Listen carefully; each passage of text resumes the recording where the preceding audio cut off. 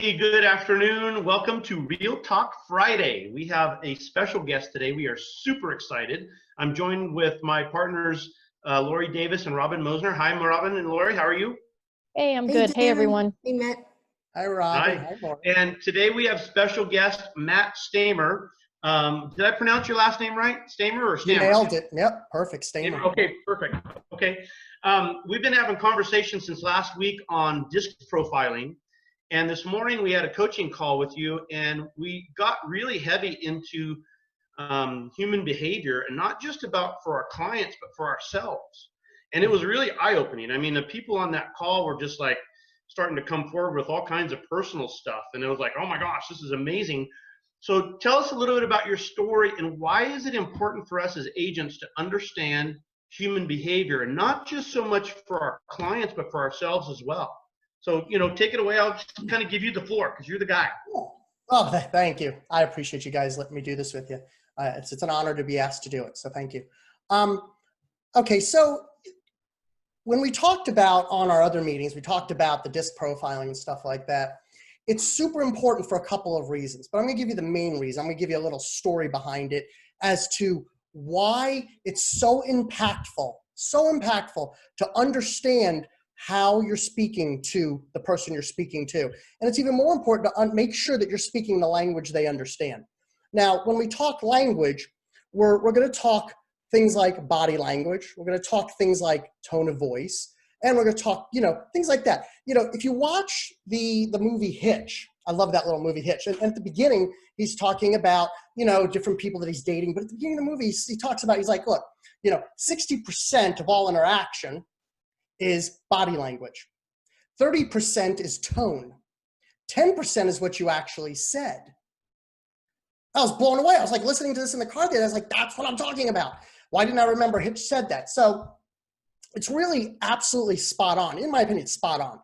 Now, of course, I didn't hire some fact-checking service to make sure Hitch told the truth about that, but I can assure you that's the way it feels, because I can say things to some people and I can say it as obnoxious words as I want to say it, but then they want to hug me afterwards because we're friends, right? So did what I say have anything to do with it, or was it really where I came from and my tone and my attitude about it? So I got to thinking. Yeah.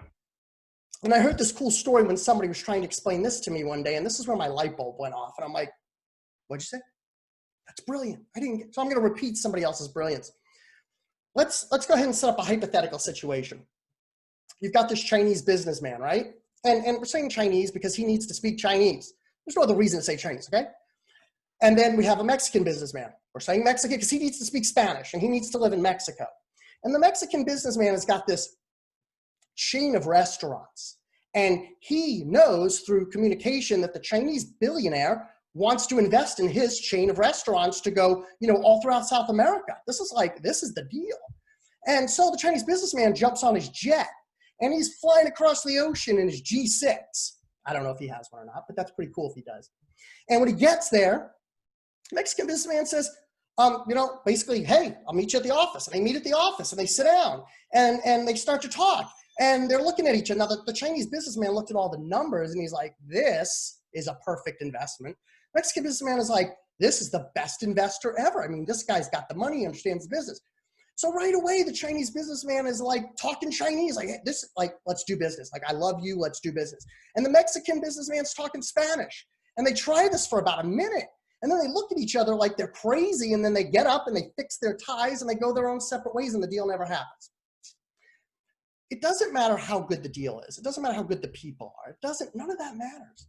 The most important thing, if you're ever going to be able to put any deal together, is to be able to speak the same language, right? Well, this happens on a sub-level for human beings. It doesn't have to be actual language, but this happens on a personality sub-level. So if you're a certain personality and somebody walks up to you and says something, it might offend you. Where if you're another personality, it might motivate you. Well, this is what goes on in real estate transactions and interviews. You see, when somebody meets with a client in a real estate transaction, they're looking to buy or sell a home. The agent's job is to remove the obstacles to allow that person to accomplish their mission. The same thing in recruiting. But the problem comes into where we say all kinds of things, but we're not speaking the right language. We're not removing the obstacles. And we never touch the fear button inside that person to truly understand who they are. So what we have to realize is that 60% that Hitch talks about and that 30% that Hitch talks about is the biggest area where most human beings fail miserably. Fail. So really, then we have to count on the 10% that comes out of our mouth, but it gets worse. Because then we took that 10%, we extracted all emotion, everything, and we stuck it in a text message. And then we came up with this thing called an emoji. Does something silly like that, right? Or it's holding a sign. And we're supposed to get our emotion from an emoji. So this is where really our younger generation likes to communicate. I had an argument with my son the other day. I always have arguments with him because that's how I teach him. I never argue with him to be right, by the way. And I told him that the other day, and I think it dawned on him. But I argue with him to teach him that when I tell him to pick up the phone and call somebody, pick up the phone, hear their voice, hear the pain, understand who they are before you ask them for anything under the sun, anything. Yeah. Well, he doesn't want to. He wants to, right? And it's so detrimental to what we're doing in the world.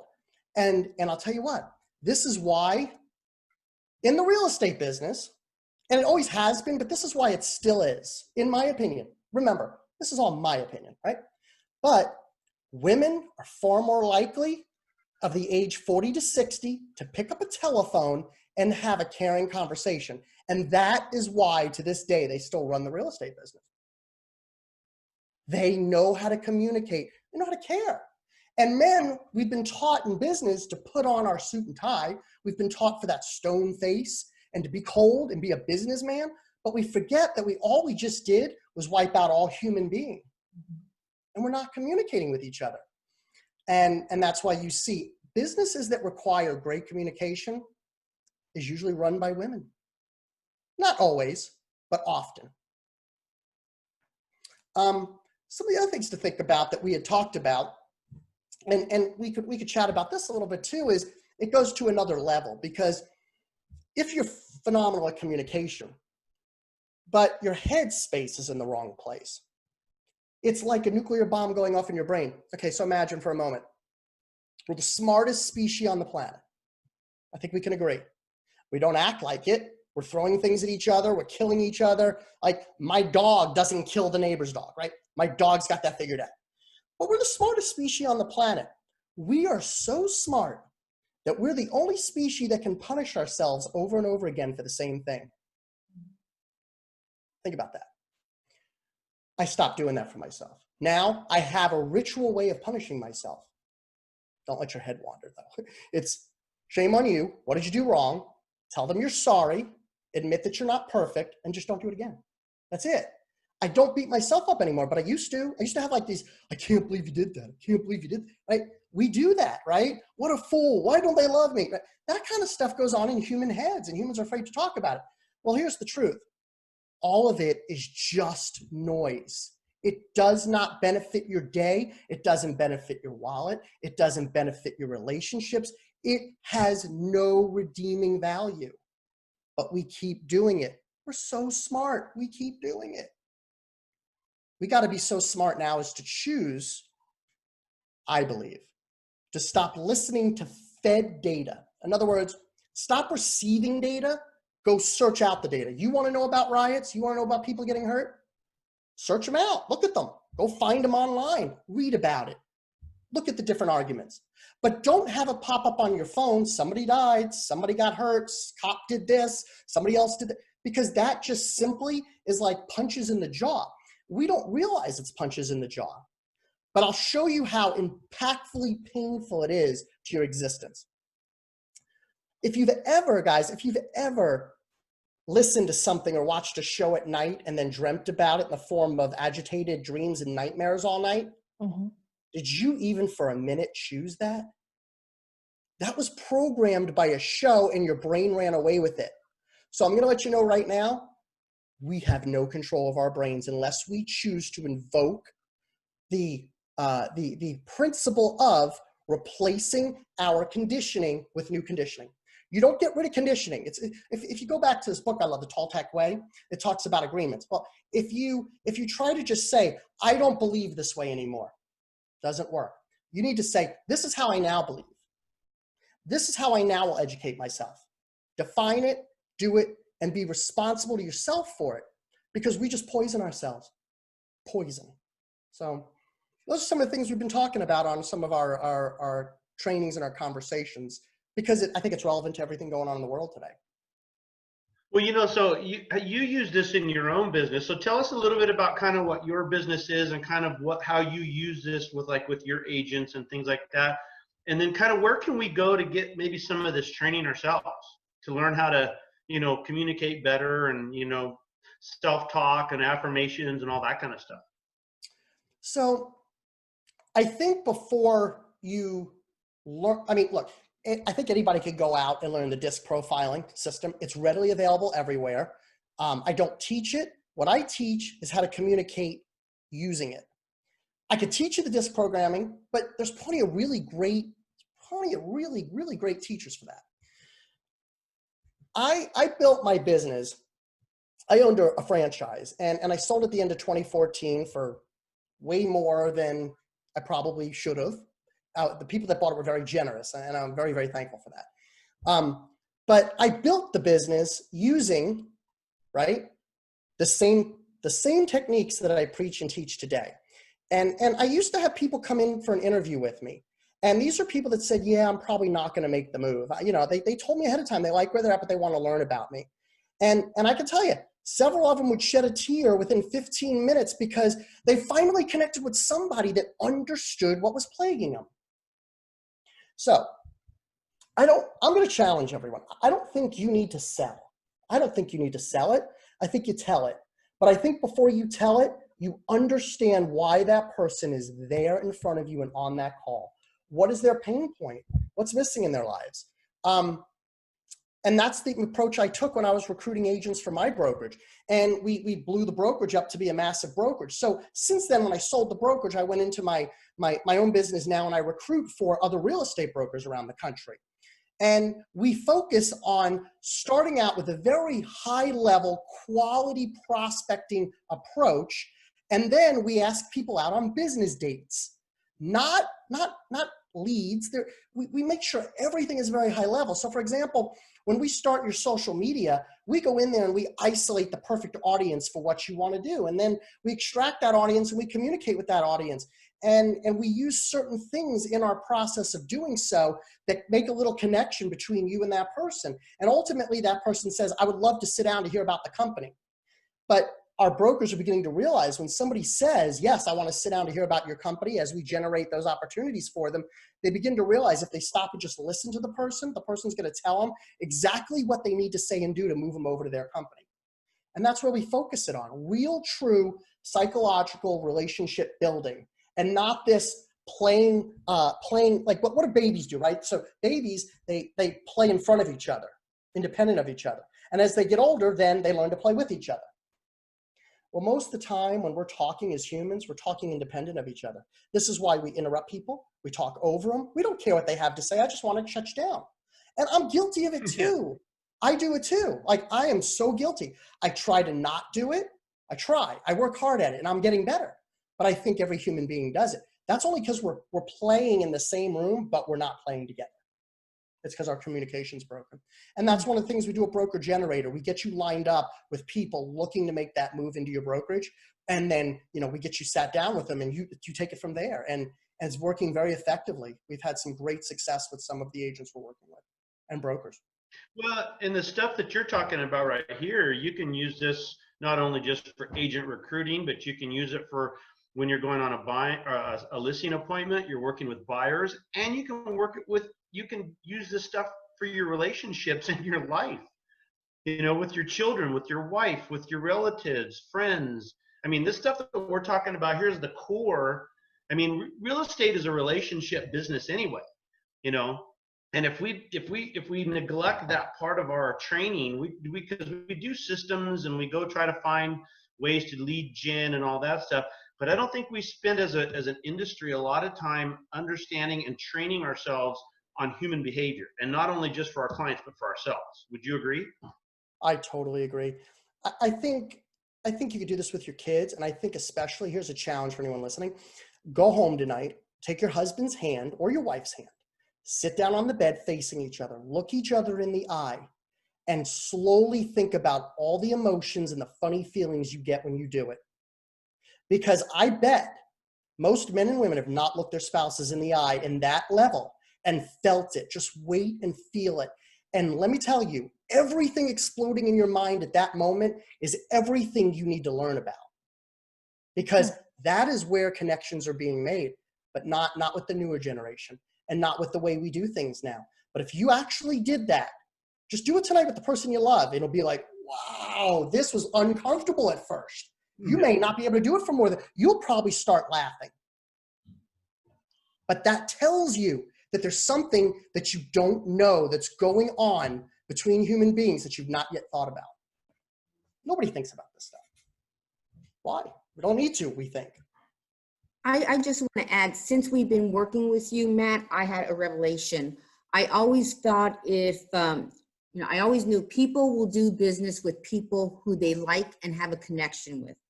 And I always thought that had to do with showing respect, being polite, and providing exceptional customer service. But the missing piece to that was being able to communicate in the style that they've received. And that's where you're going to get the connection. And that was the missing part for me until I started training with you. That's excellent. Yeah, and thanks for bringing that, because that's super important. Like, if you sit down, let's just take the disc concept for a minute. You sit down and you're interviewing an agent, and that agent is in, let's just say, an SI or an IS. Okay, that agent, let's just say her name is Alice, age 40 to 60. Okay, she's raised kids. She's raised some husbands. She's raised pets. She's had to be brutally tough. And she's had to be as soft as a pillow. She's had to put Band-Aids on people and care for people. She's got this full life and all these experiences. But she also, just like every human being, has got that little demon that's built into us. So let's talk about what that demon is. Here's the demon. They said, from what I've watched on, and you guys can all go look it up and verify this if you choose, but I watched it on Curiosity Stream. It's a great little app on TV. Now, Curiosity Stream, they talked about, what are memories for? Well, everybody, so I can remember. No, it's so that your mind processes the future before it happens. Wow. Your mind processes the future before it happens. So let's say somebody came up with their dog and it bit you. Now you have PTSD, dog bite, D, whatever that is, right? I mean, it's like, now you have PTSD because you're, oh, dog, I'm going to get bit. Dog, I'm going to get bit. Dog, I'm going to, right? It's not to say, oh, I love dogs. It's not what memories are for. So our experiences, our negative experiences, literally have defined most human beings' future.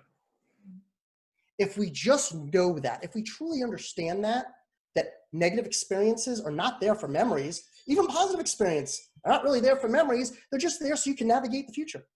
Dog doesn't really have memories in that depth because they don't need to navigate the future. We navigate it for them because they're not as intelligent as us. Some would say they're smarter. But back to the basics on this. We are pre-programmed by the events in our lives, and we're loving, and we're mean, and we're happy, and we're angry, and we're all these things. And it's all because it was given to us. We didn't pick any of it. Who picks? I'm going to get angry. Nobody picked. I think I'm going to do that today. Give me just a minute so I can really go get mad. That's not something we choose. Yeah. But we all get mad, right? So this is the kind of stuff that really I enjoy talking to people about endlessly, and I enjoy recruiting for them and using these principles in our recruiting process because it really does make long-lasting relationships, not those surface ones that people get, like at a bar, let's have a drink. I mean, this is why young people are struggling to get married anymore, because it's so easy at a bar to do the binary thing. We kiss, we hook up, we go do what we do. We never talk again. That was easy. Woo, got over the creepy part of having to know someone. You got to get to know someone. So I think that's 100% true. When you're talking about SI or IS person, That's me. I'm an SI.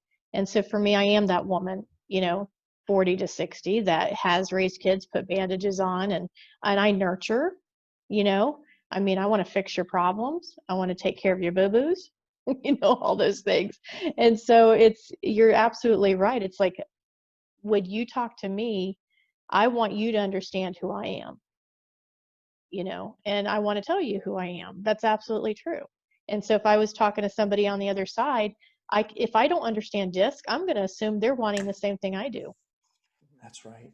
You see people as a mirror image of you rather than who they are. Mm-hmm. You see people in your reflection. Mm-hmm. And so I'll prove to you, you can change your reflection. Okay. This is how easy it is. Walk up to somebody with a straight face, look them in the eyes like this, and then smile. And you see what happens to everybody on the call. Like, they feel funny. It's like, right? It's because the body language sends such an amazing, impactful message. And if you send the wrong message, strong personality type, it can go bad. It can go bad. This is why most of the time we only communicate with the people that are identical to us.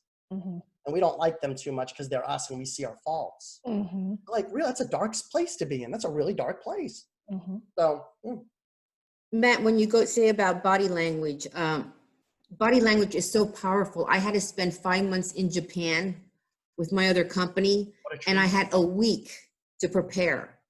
I did not speak Japanese. And it was amazing how much you could communicate by just body language. 100%. But the thing you communicate the most important thing you communicate is, I'm not here to hurt you. Mm-hmm. I love you. Mm-hmm. That's the communication that needs to come across. And you got to be able to do it. You got to be able to do it right. You got to be able to communicate that.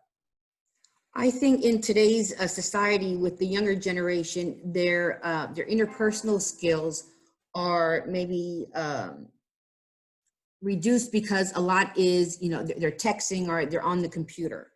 So it's really important to be able to understand the personalities via the DISC and to be able to size them up very quickly, to understand those, maybe the top 2 points of each of the DISC, and to be able to assess that quickly, because our opportunity for building relationships have been reduced and limited with our younger generation. Absolutely. The younger generation are just missing 90% of the interaction because they're doing it digitally. Mm-hmm. That's the problem. If the younger generation had to look somebody in the eye to talk to them, it would just be amazing to watch them squirm. Right?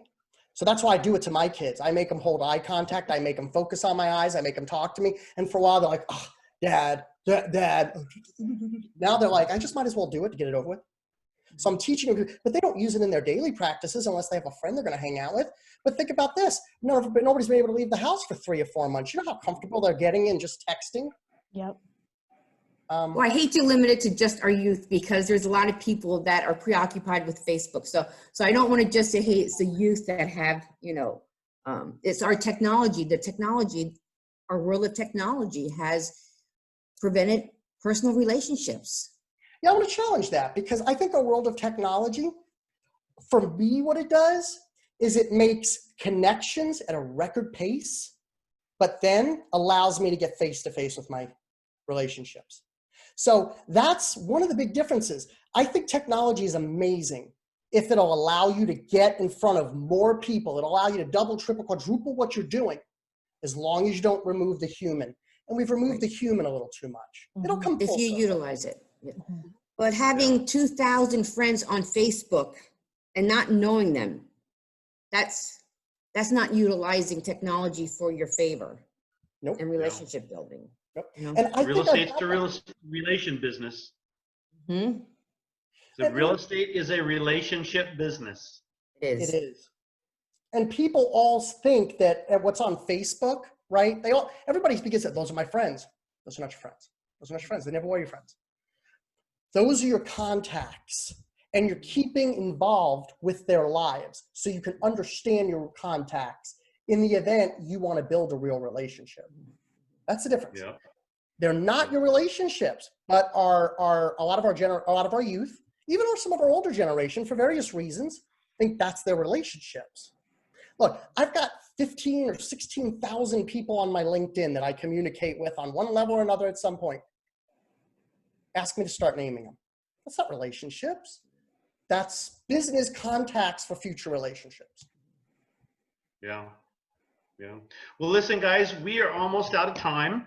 Matt, we could keep you here for all day. We could just go hours and hours and hours, but we're not going to do that to you.